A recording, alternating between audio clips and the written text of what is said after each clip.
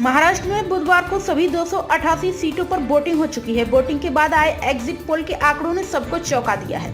अलग अलग सर्वे एजेंसियों ने अपने एग्जिट पोल के नतीजे घोषित किए हैं। ज्यादातर एग्जिट पोल महायुद्ध की सरकार बनने का दावा कर रहे हैं और महाविकास आघाड़ी की जीत की उम्मीदों पर पानी फिरता दिख रहा है।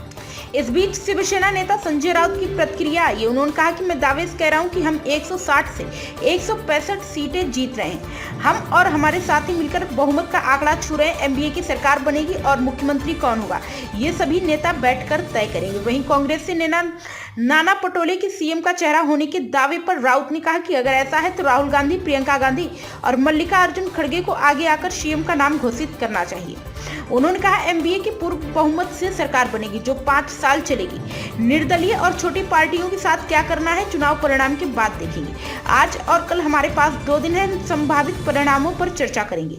इसके साथ ही शिवसेना नेता संजय राउत ने बीजेपी पर गंभीर आरोप लगाए। उन्होंने कहा कि चुनाव में गौतम अडानी का पैसा आया है। चुनाव में इस बार 2000 करोड़ से ज्यादा का पैसा खर्च हुआ है। महाविकास आघाड़ी को हराने के लिए राज्य के चुनाव में सारा पैसा अडानी का है।